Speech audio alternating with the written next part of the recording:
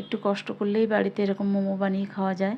শুধু মোমো বানাইনি, আজ আমি চাটনি স্যুপ সব বানিয়েছিলাম, সেটাই শেয়ার করব তোমাদের সাথে। তো চলো, 500 মতন সলিড পিস আমি মিক্সিতে পিষে নিয়েছি, হাড্ডিগুলো আলাদা করে রেখেছি। এর মধ্যে দিয়ে দিলাম পেঁয়াজ পাতা, আদা বাটা, নুন, সয়া সস, গোলমরিচ গুঁড়ো, একটু আজিনা, কাঁচা লঙ্কা, সাদা তেল আর মাখন দিয়ে একটু মেখে রাখলাম। আজিনাটা দিলাম কেন, দোকানের মতন হবে টেস্টটা। দিয়ে 1 ঘন্টার জন্য রেখে দেবো। এদিকে চাটনিটার জন্য আমি টমেটো, শুকনো লঙ্কা, রসুন সেদ্ধ বসিয়ে দিয়েছি। এটা ঠান্ডা হতে হতে আমি মোমোগুলো রেডি করে নেবো। এই যে একসাথে সব বেলে নিয়েছি, একটা ঝাঁঝরির মধ্যে তেল মেখে মোমোগুলো ওর মধ্যে সাজিয়ে নিলাম রেডি করে। এবার এদিকে স্যুপের মধ্যে দিয়েছিলাম চিকেনের হাড্ডিগুলো, ডিম, কিছু সবজি, নুন, গোলমরিচ দিয়ে এটা বসিয়েছিলাম।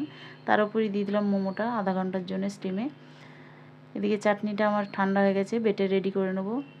চাটনিটার মধ্যে দিয়েছিলাম নুন আর ভিনেগার দিয়ে এটা পিষে নিয়েছিলাম মিক্সিতে। ব্যাস দেখুন কত সুন্দর হয়েছে। চাটনিও রেডি, আমার মোমোও রেডি। তো চলুন গরম গরম খাওয়া যাক। ভিডিওটা কেমন লাগলো অবশ্যই কমেন্টে জানাবেন।